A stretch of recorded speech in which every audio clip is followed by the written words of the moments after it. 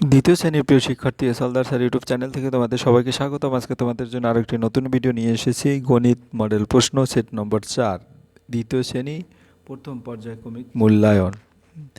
20 মার্কের একটি স্কুলের প্রশ্ন বিশ্লেষণ সহ আমি সম্পূর্ণ সমাধান করে দেখাবো। আর এই ভিডিওতে আরেকটি জিনিস আমি আলোচনা করব, যারা আসলে ভালো রেজাল্ট করে হয়েছে স্মরণীয়, অর্থাৎ অনেক স্টুডেন্ট আছে দেখা গেছে ভালো রেজাল্ট করেছে, কিন্তু তারা কিভাবে ভালো রেজাল্ট করেছে, হ্যাঁ, তার কিছু গল্প, তার কিছু মার্ক দেখাবো আমি, কোনটায় কত মার্ক তারা পেয়েছে এরকম, যাতে তোমরা এই তাদের গল্প শুনে তোমরাও উজ্জীবিত হয়ে ভালো রেজাল্ট করার জন্য নতুন আঙ্গিকে নতুনভাবে শুরু করতে পারো। যাই হোক, তোমরা প্রশ্নটা আগে দেখে নাও। প্রথম পর্যায়ক্রমিক মূল্যায়ন 20 মার্কের এই প্রশ্নটি।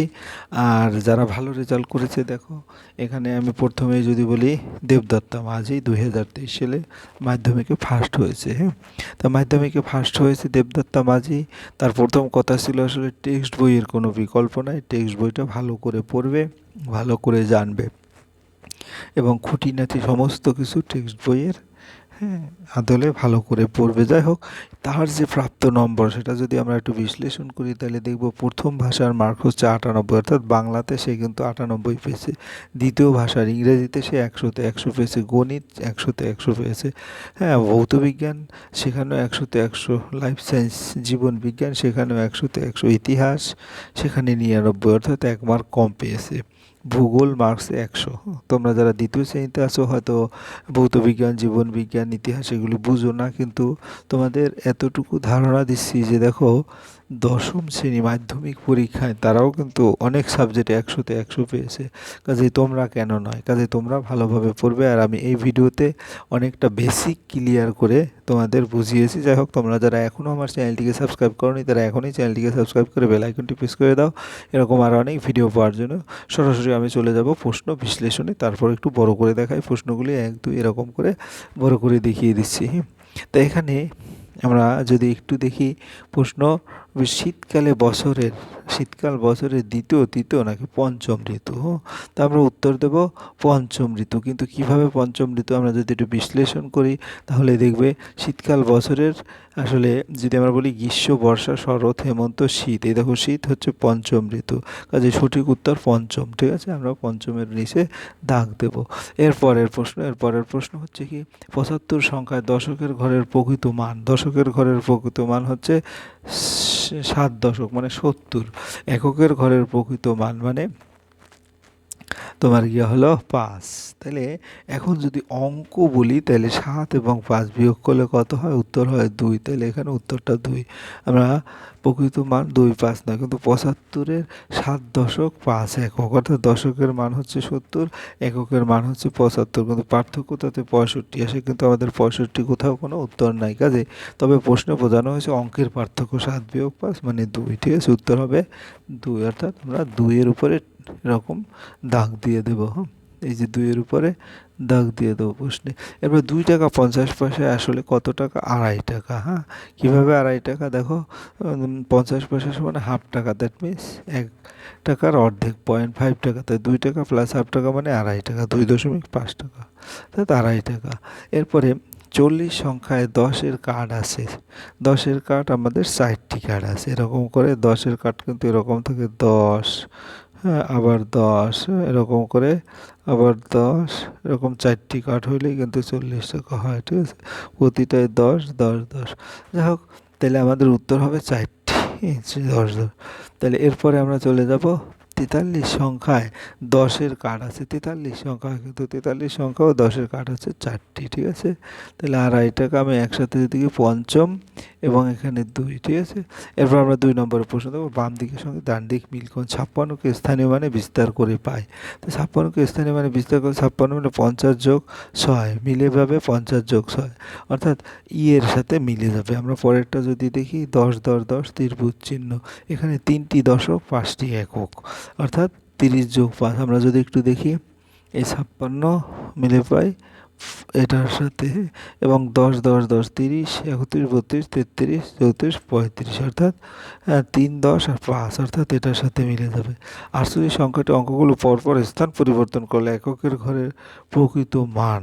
হ্যাঁ, এককের ঘরের প্রকৃত মান সেটা কত হবে?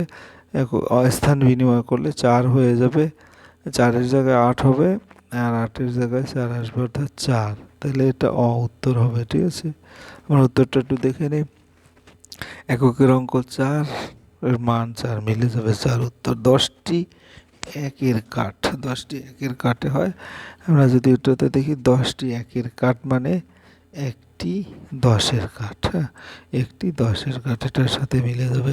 এরপর আমরা 3 নম্বরের প্রশ্ন দেখব। 3 নম্বরের প্রশ্ন যদি দেখি, চিহ্ন বসিয়ে বড় থেকে ছোট, তাহলে এখানে যে সংখ্যাগুলি আছে তার মধ্যে সবচেয়ে বড় সংখ্যা আছে হলো 98, 86, তাহলে 98 এরকম 86, তারপর 69, 45, 23, এভাবে দিয়ে দেবে। ঠিক আছে, এরপরে ফাঁকা করে সঠিক সংখ্যা 11-র পরে যেটা বড়, যেমন 12, 13, তারপরে 14, 15, ঠিক আছে, এভাবে। এরপরে কাঠিতে বল বসাও, যেমন ফাঁকা ঘরে সঠিক সংখ্যা লেখো, এইভাবে লিখে দেবে 12, 13, মানে তার চেয়ে বড় সংখ্যা লিখলেই হলো। গেল 4, এবার 5, 5-এ কি বলছে? কাঠিতে বল বসাও। এখানে 7 দশক, তাহলে 7টা বল বসাতে হবে। 1, 2, 3, 4, 5, 6, 7, আর এখানে 5টি। 1, 2, 3, 4, 5, ঠিক আছে। 1 টাকা 50 পয়সা। তাহলে কাঠিতে বল বসালে দশকের ঘরে 7টি, এককের ঘরে 5টি, অর্থাৎ 7 দশক 5 একক, 7 দশ 5, 75। এরপরে 1 টাকা 50 পয়সায় কত টাকা? 1 টাকা 50 পয়সায় আমরা জানি 100 পয়সায় 1 টাকা, তাহলে 50 পয়সা হাফ টাকা, মানে অর্ধেক টাকা, তাহলে 1.5 টাকা হবে। উত্তর হবে 1.5 টাকা। এরপরে কাঠ দিয়ে লেখো। 45কে কাঠ দিয়ে লিখতে বলছে। হ্যাঁ, তো 45কে যদি আমাদের কাঠ দিয়ে লিখি, কোনটা? 6, 6-এর পরে 7, 7-এ কি বলছে? সাথে বলছে 42 আর 16 যোগ করতে, তো 42 আর 16। হ্যাঁ, আমরা যদি এখানে আলাদা করে একটু দেখাই, এটা 42, এটা 16। তাহলে এককের ঘরে 2 আছে, 6 আছে, অর্থাৎ এই যে 2 আছে, 6 আছে, যোগ করলে হবে 8। তাহলে আমরা এখানে 8 লিখে দেবো। ঠিক আছে, এরপরে তারপর দশক যুগে 40 আর 10, অর্থাৎ 50, মানে 5, তাহলে 58। ঠিক আছে, মোট 58। এরপরে যদি আমরা সোজা কাঠ দিয়ে লিখি 45, তাহলে কাঠ দিয়ে যদি লিখি 45 মানে 4 দশক, 4 দশক মানে এরকম 1টা, 2টো, 3টে, 4টা, আর 5 একক মানে এরকম 5টা, 1টা, 2, 3, 4, 5। ঠিক আছে, তাহলে টোটালে কাঠে লিখলে হবে 4টি 10-এর কাঠ, 5টি একের কাঠ। এরপরে চলে যাবো আমরা পরের নির্দেশ মতো লেখো দশক। তো 20 দশক যদি আমরা লিখি, তাহলে 20 দশকে কত হয়? 200, 20 গুণ 10, আর 5 এককে মানে 5, তাহলে 20 যোগ 5, 205। অঙ্কে যদি লিখি এখানে 205, স্থানীয় মানে অনুসারে লিখলে 2 শতক, এখানে শতক 5 একক। ঠিক আছে, উত্তর 205 একক। এরপরে কথায় লিখলে 205। এরপরে আমরা 10 নম্বরে যাবো। নিচের জিনিসগুলো কিনতে যে কয়েনটি লাগবে তার মাথায় টিক চিহ্ন দাও। ঠিক আছে, 8 টাকা, তাহলে 8 টাকা হচ্ছে এটা হচ্ছে 5 টাকা, 2 টাকা 7 টাকা, আর 1 টাকা 8 টাকা। এরপরে 6 টাকা 50 পয়সা, তাহলে 6 টাকা মানে কি? এই 5 টাকা, 1 টাকা, আর এই 50 পয়সা, এরকম করে তোমরা 6 টাকা 50 পয়সা এরকম করে টিক মারবে। হ্যাঁ, যেমন 8 টাকার ছবিতে 5, 2, 1, এরকম করে সঠিক এটা 6 টাকা 50 পয়সা, এখানে 5 টাকা, 1 টাকা আর 50 পয়সা, এভাবে দিবে। ঠিক আছে, এরপরে আমরা 12 নম্বরে যাবো। ছবি দেখে যোগ এবং বিয়োগ করো। তাহলে এখানে 4টি আছে, 4 লিখবো। এখানে 3টি আছে, 3 লিখবো। এখানে 3টি আছে, 3 লিখবো। 4, 3, 7, আর 3, 10। এখানে 10টি 10 লিখবো। ঠিক আছে, আর এখানে যদি 1, 2, 3, 4, 5, 6, 7, এখানে 7। হ্যাঁ, বিয়োগ করো। তাহলে 7 থেকে যে কোনো সংখ্যা যদি ধরো 2 বিয়োগ করলাম, তাহলে 5টি থাকলো। হ্যাঁ, দল দেখে বল বসাও। ঠিক আছে, সংখ্যাটি পূরণ করে যখন মাঝখানে 20, চারদিকে দেওয়া আছে যোগ চিহ্ন বিয়োগ চিহ্ন, তাহলে আমরা এইখানে সংখ্যাটা দেখিয়ে দিই। 20 যোগ 9, এটা 29 হবে। হ্যাঁ, তো 20+5 এটা 25 হবে, হ্যাঁ। তারপর 20+7 এটা 27 হবে। তারপর 20+1 এটা 21 হবে, ঠিক আছে। এভাবে তোমরা সুন্দর করে এবার 13 নম্বরে যাবো। এটা আমরা দেখিয়ে দিয়েছি কোনভাবে কি, বামে ডানে উপরে নিচে। এরপরে আমরা চলে যাব পরের যেটা, সেটা হচ্ছে ছবি দেখে যোগ করো। প্রথম দলে আছে 4টি মুখ, 3টি মুখ, 2টি মুখ, অর্থাৎ এরকম করে তোমরা মোট ঘুরি বাদ যাবে 3টি, ঠিক আছে। এখন আমরা চলে যাব 13 নম্বরে, দল দেখে বল বসাও। 1 2 3 4 5, অর্থাৎ এটা 10টি আছে, 10টি আছে, 10টি আছে। 3 10 30, 30 1 2 3 4 5 6 7। তাহলে এখানে দশকের ঘরে 3টা হবে, 1 2 3, আর এটার 7টা হবে 1 2 3 4 5 6 7, এবং 7টা হবে। তাহলে এটা 3, এটা 7। স্থানীয় মানে বিস্তার করলে 30, হ্যাঁ, যোগ 7, ঠিক আছে। তারপরে 37 সংখ্যা হবে, 37 এভাবে কথায় লিখে দেবে 37,